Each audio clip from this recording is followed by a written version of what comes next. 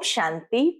आज 28 मई 2024 के बाबा के अनमोल मधुर महावाक्य सुनेंगे। आज की बाबा की मुरली है कि जिसमें बाबा हम बच्चों को स्मृति भी दिलाते हैं कि बच्चे मैं आया हूं तुम बच्चों को लेने के लिए, और तुम बच्चों को कर्मातीत होकर के साथ चलना है।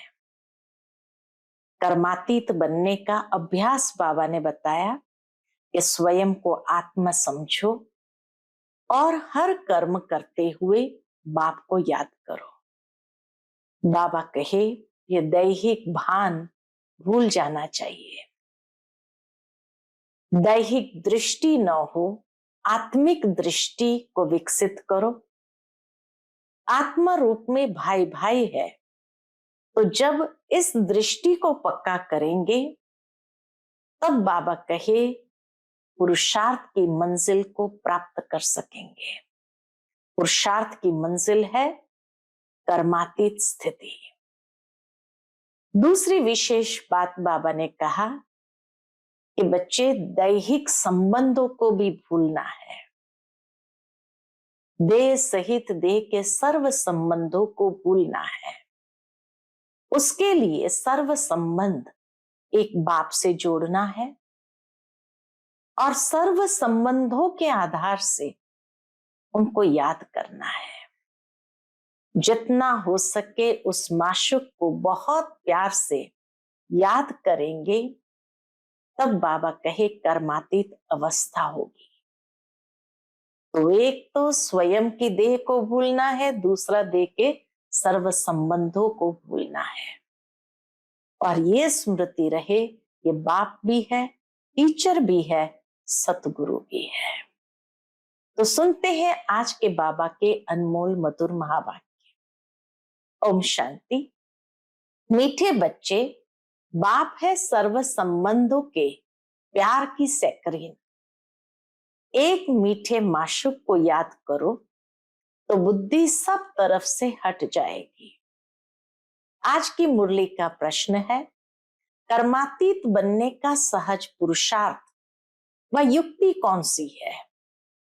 उत्तर, भाई भाई की दृष्टि को पक्का करने का पुरुषार्थ करो। बुद्धि से एक बाप के सिवाय और सब कुछ भूल जाए। कोई भी देहधारी संबंध याद न आए, तब कर्मातीत बनेंगे। अपने को आत्मा भाई भाई समझना यही पुरुषार्थ की मंजिल है।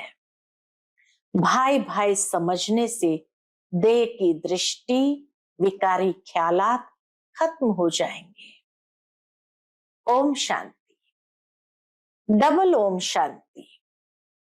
डबल कैसे हैं यह तो तुम बच्चों की ही बुद्धि में है। बाप भी बच्चों को ही बैठ समझाते हैं। पहले तो बाप का निश्चय होना चाहिए, क्योंकि यह बाप भी है, टीचर भी है, गुरु भी है। यूं तो लौकिक रीति से अलग अलग होते हैं, दुनिया में तो अलग अलग होते हैं। टीचर जवानी में किया जाता है, गुरु 60 वर्ष की आयु के बाद करते हैं। यह तो जब आते हैं, शिव बाबा जब आते हैं, तीनों ही इकट्ठी सर्विस करते हैं। कहते हैं छोटे बड़े सब पढ़ सकते हैं। बच्चों की ब्रेन अच्छी फ्रेश होती है। छोटे बच्चों की ब्रेन अच्छी फ्रेश होती है। यह तो बच्चे समझ गए। छोटे बड़े सब जीव की आत्मा जरूर है। आत्मा जीव में प्रवेश करती है। आत्मा और जीव में फर्क तो है ना। जीव शरीर को कहा जाता है, आत्मा जीव में प्रवेश करती है। यहां तुम बच्चों को आत्मा और परमात्मा का ज्ञान दिया जाता है। आत्मा तो अविनाशी है, बाकी शरीर यहाँ भ्रष्टाचार से पैदा होता है। वहां तो भ्रष्टाचार का नाम ही नहीं होता। गाया जाता है संपूर्ण निर्विकारी दुनिया। श्रेष्ठाचारी और भ्रष्टाचारी अक्षर है। बाबा कहे ये अक्षर भी कॉन्ट्रास्ट बताता है। श्रेष्ठाचारी और भ्रष्टाचारी अक्षर है ना, ये सब बातें बाप ही समझाते हैं। बच्चों को सिर्फ ये पक्का निश्चय हो जाए, कौन सा, कि हम आत्माओं का बाप हमको पढ़ाते हैं।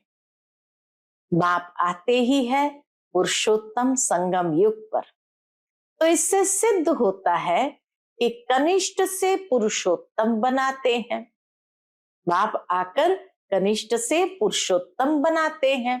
यह दुनिया ही कनिष्ठ तमो प्रधान है, इसको रौरो नर्क कहा जाता है। अब हमको वापस जाना है, इसलिए वापस जाना है, इसलिए अपने को आत्मा समझो। बाप आए हैं लेने लिए, हम भाई भाई हैं, ये पक्का निश्चय कर लो। ये देह तो रहेगी नहीं, फिर विकार की दृष्टि खलास हो जाएगी। यह है बड़ी मंजिल। इस मंजिल पर बहुत थोड़े पहुंच सकते हैं, मेहनत है। पिछाड़ी में कोई भी चीज याद न आए, इसको कहा जाता है कर्मातीत अवस्था। यह देह भी विनाशी है, इससे भी ममत्व निकल जाए। पुराने संबंध में ममत्व नहीं रखना है, न देह में रखना है, न पुराने संबंध में ममत्व रखना है। अब तो नए संबंध में जाना है। पुराना आसुरी संबंध स्त्री पुरुष का कितना छीछी है। बाप कहते हैं अपने को आत्मा समझो। अब वापस जाना है। आत्मा आत्मा समझते रहेंगे तो फिर शरीर का भान नहीं रहेगा। स्त्री पुरुष की कशिश निकल जाएगी। लिखा हुआ भी है, अंत काल जो स्त्री सिमरे, ऐसे चिंतन में जो मरे, कहते हैं वल वल वो ही योनि प्राप्त करे। इसलिए कहते अंत काल गंगा जल मुख में हो। लोग स्थूल में गंगा जल मुख में डालते हैं, वास्तव में ज्ञान का गंगा जल मुख में हो, श्री कृष्ण की याद हो। ऐसे दुनिया में समझते हैं कि स्थूल गंगा जल हो और श्री कृष्ण की याद हो। भक्ति मार्ग में तो श्री कृष्ण की याद रहती है। श्री कृष्ण भगवान वाच कह देते हैं। यहाँ तो बाप कहते हैं देह को भी याद नहीं करना है, अपने को आत्मा समझो और सब तरफ से दिल हटाते जाओ। सभी संबंधों का प्यार एक में जैसे सैकरीन हो जाता है, सबका मीठा और फिर सबका माशुक भी है। शिव बाबा सबका मीठा और फिर सबका माशुक भी है। माशुक एक ही है, परंतु भक्ति मार्ग में नाम कितने रख दिए हैं। भक्ति का विस्तार बहुत है। यज्ञ तप दान तीर्थ व्रत करना, शास्त्र पढ़ना, ये सब भक्ति की सामग्री है। ज्ञान की सामग्री तो कुछ भी है नहीं, यह भी तुम नोट करते हो समझाने के लिए। बाकी तुम्हारे कागज आदि कुछ भी रहेंगे नहीं। बाबा कहे तुम्हारे कागज आदि कुछ भी रहेंगे नहीं। बाप समझाते हैं बच्चे तुम शांति धाम से आए थे, शांत ही थे। शांति के सागर से तुम शांति का, पवित्रता का वर्षा लेते हो। अभी तुम वर्षा ले रहे हो ना, ज्ञान भी ले रहे हो। स्टेटस सामने खड़ा है, स्टेटस सामने खड़ा है। यह ज्ञान सिवाय बाप के और कोई दे न सके। यह है रूहानी ज्ञान। रूहानी बाप एक ही बार आते हैं रूहानी ज्ञान देने लिए। उनको कहते भी है पतित पावन। सुबह को बच्चों को बैठ ड्रिल कराते हैं, वास्तव में इसको ड्रिल भी नहीं कहा जाए। बाप सिर्फ कहते हैं बच्चे अपने को आत्म समझ मुझे याद करो। इतना सहज है। तुम आत्मा हो ना, कहां से आए हो? परमधाम से। ऐसे और कोई भी पूछेंगे नहीं, दुनिया में तो कोई भी ये जानते ही नहीं, तो पूछेंगे कैसे? पारलौकिक बाप ही बच्चों से पूछते हैं, बच्चों परमधाम से आए हो ना, इस शरीर में पाठ बजाने। पाठ बजाते बजाते अब नाटक पूरा हुआ। आत्मा पतित बनी तो शरीर भी पतित बना है। सोने में ही एलॉय पड़ती है, फिर उनको गलाया जाता है। वह सन्यासी लोग ऐसे अर्थ कभी नहीं समझाएंगे, वह तो ईश्वर को जानते ही नहीं। बाप से योग रखो ये मानते ही नहीं। बाप जो सिखलाते हैं वह और कोई सिखला ना सके। इसमें तो प्रैक्टिकल में मेहनत करनी होती है। बाप तो कितना सहज कर समझाते हैं। गाते भी है, पतित पावन है, सर्वशक्तिमान है, उसे ही श्री श्री कहा जाता है। और श्री कहा जाता है देवताओं को, उनको शोभता है श्री। देवताओं को शोभता है श्री लक्ष्मी श्री नारायण। उन्हों की आत्मा और शरीर दोनों पवित्र है। आत्मा को तो कोई निर्लेप कह न सके। आत्मा ही 84 जन्म लेती है, परंतु मनुष्य न जानने के कारण अनराइटियस बन पड़े हैं। एक बाप ही आकर राइटियस बनाते हैं। रावण अनराइटियस बनाते हैं। चित्र तो तुम्हारे पास है, बाकी ऐसा 10 शीश वाला रावण कोई होता नहीं। सतयुग में तो रावण है नहीं, ये तो क्लियर है। परंतु जो सुनने वाले होंगे वह कहेंगे यहाँ का सैपलिंग है। कोई थोड़ा सुनेंगे, कोई बहुत भी सुनेंगे। भक्ति मार्ग का देखो विस्तार कितना है। अनेक प्रकार के भक्त है, और फिर पहले से ही सुना है भगाते थे। श्री कृष्ण के लिए भी कहते हैं ना भगाया। फिर ऐसे श्री कृष्ण को प्यार क्यों करते हैं, पूछते क्यों है? तो बाप बैठ समझाते हैं, श्री कृष्ण तो फर्स्ट प्रिंस है, वह तो कितना बुद्धिमान होगा। सारे विश्व का मालिक क्या कम बुद्धिमान होगा? वहां उन्हों को वजीर आदि होते नहीं, तो कितना बुद्धिमान होगा। राय लेने की दरकार नहीं, राय लेकर तो संपूर्ण बना है। फिर राय क्या लेंगे? तुमको आधा कल्प कोई की राय नहीं लेनी होती है। स्वर्ग और नरक का नाम भी सुना है।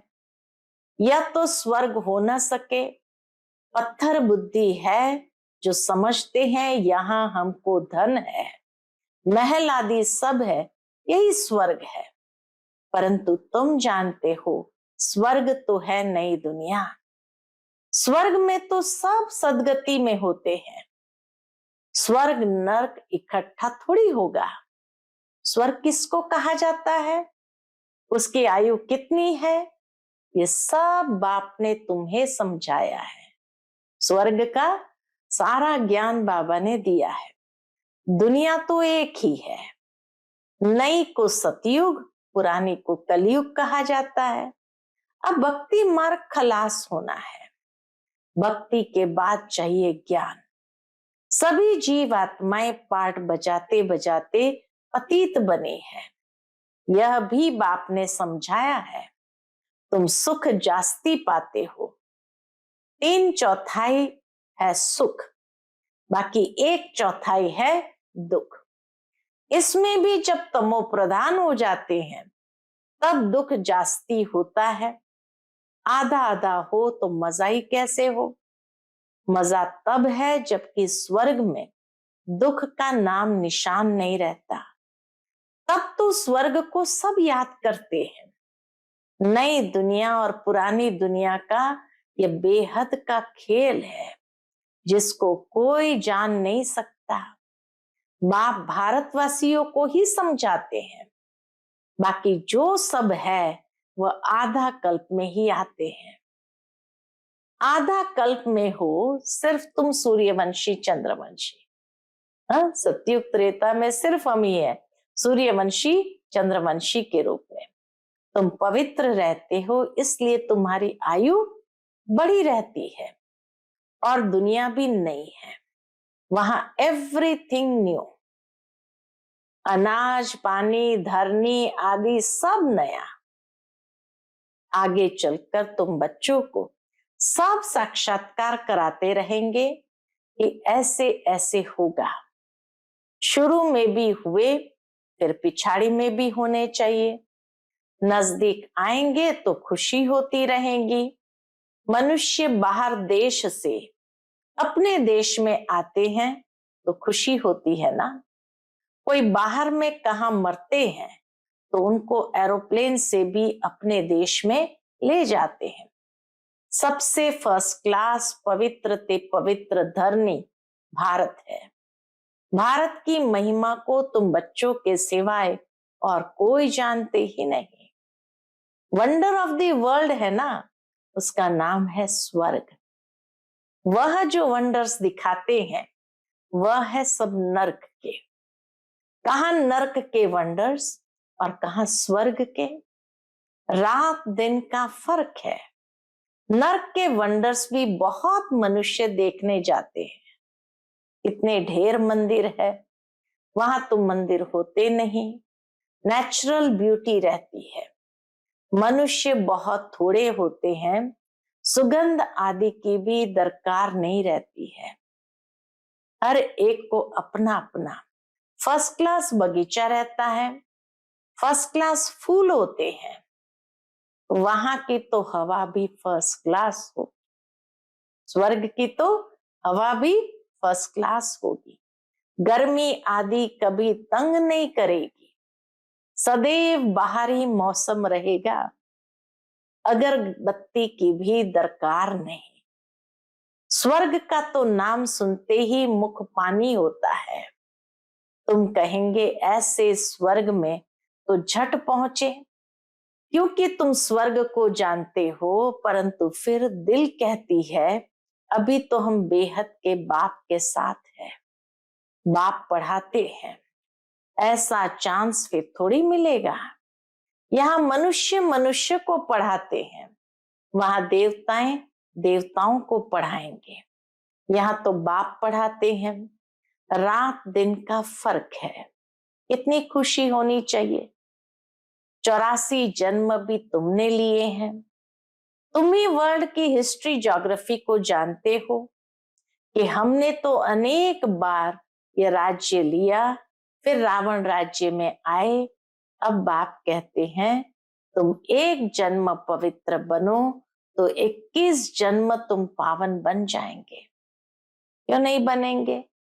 परंतु माया ऐसी है, भाई बहन की भी दाल नहीं गलती, कच्चे रह जाते हैं। बाबा कहे भाई बहन की स्मृति में रखा तो भी दाल नहीं गलती, कच्चे रह जाते हैं। दाल गले तब तब जब अपने को आत्मा समझ भाई भाई समझो। देह का भान निकल जाए, यह है मेहनत। सहज भी बहुत है। कोई को कहेंगे बहुत डिफिकल्ट है तो उनकी दिल हट जाएगी। इसलिए इसका नाम ही है सहज याद। ज्ञान भी सहज है। 84 के चक्र को जानना है। पहले पहले बाप का परिचय देना है। बाप की याद से ही आत्मा की जंग उड़ जाएगी और पवित्र दुनिया का वर्षा पाएंगे। पहले बाप को याद करो। भारत का प्राचीन योग ही कहते हैं जिससे भारत को विश्व की बादशाही मिलती है। प्राचीन कितने वर्ष हुए तो लाखों वर्ष कहते। तुम जानते हो 5000 वर्ष की बात है। वही राजयोग फिर से बाप सिखला रहे हैं। इसमें मूंझने की दरकार ही नहीं है। पूछा जाता है तुम आत्माओं का निवास स्थान कहाँ है? बाबा कहे पूछा जाता है तुम आत्माओं का निवास स्थान कहाँ है? तो कहेंगे हमारा निवास स्थान भ्रुकुटी है, तो आत्मा को ही देखना पड़े, यह ज्ञान तुमको अभी मिलता है, फिर वहां ज्ञान की दरकार ही नहीं रहेगी। मुक्ति, जीवन मुक्ति को पा लिया, खलास। मुक्ति वाले भी अपने समय पर जीवन मुक्ति में आकर सुख पाएंगे। सब जीवन मुक्ति में आते हैं वाया मुक्ति। यहां से जाएंगे शांति धाम और कोई दुनिया है नहीं। ड्रामा अनुसार सबको वापस जाना ही है। विनाश की तैयारियां हो रही है। इतना खर्चा कर बॉम्ब्स बनाते हैं, सो रखने के लिए थोड़ी बनाते हैं। बारूद है ही विनाश के लिए। सतयुग त्रेता में यह चीजें होती नहीं। अब 84 जन्म पूरे हुए, हम ये शरीर छोड़ घर जाएंगे।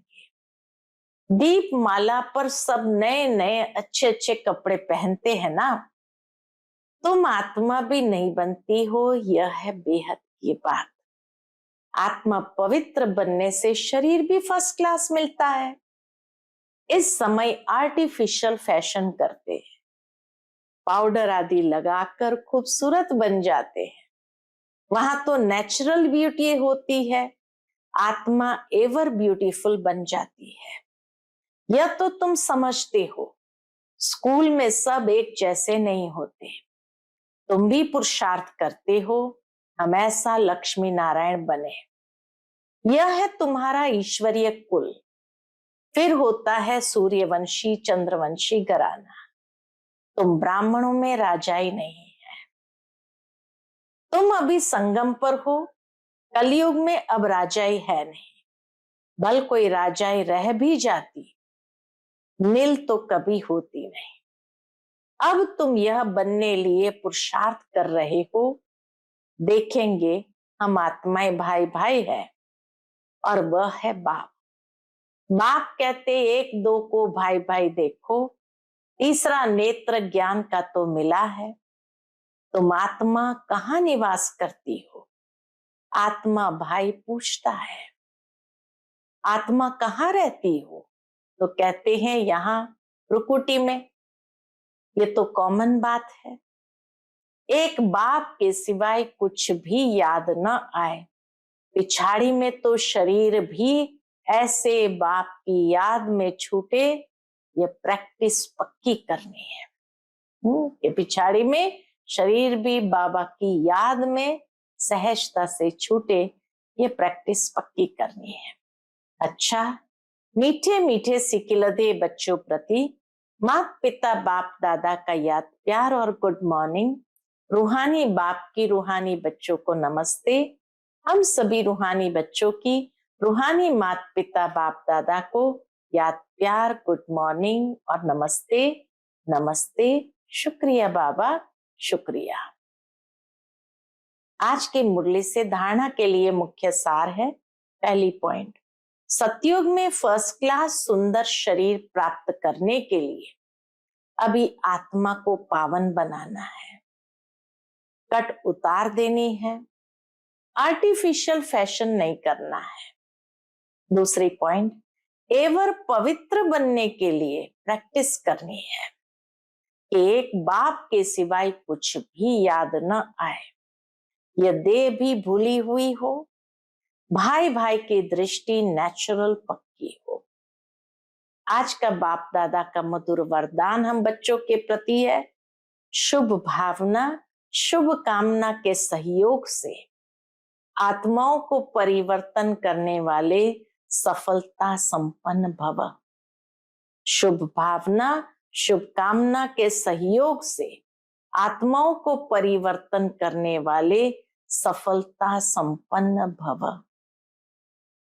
जब किसी भी कार्य में सर्व ब्राह्मण बच्चे संगठित रूप में अपने मन की शुभ भावनाओं और शुभ कामनाओं का सहयोग देते हैं, तो इस सहयोग से वायुमंडल का किला बन जाता है, जो आत्माओं को परिवर्तन कर लेता है।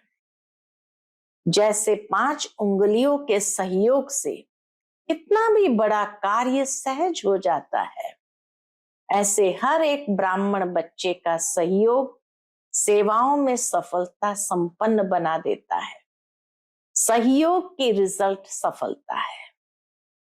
आज का स्लोगन है, कदम कदम में पद्मों की कमाई जमा करने वाला ही सबसे बड़ा धनवान है। कदम कदम में पद्मों की कमाई जमा करने वाला ही सबसे बड़ा धनवान है। अच्छा, ओम शांति।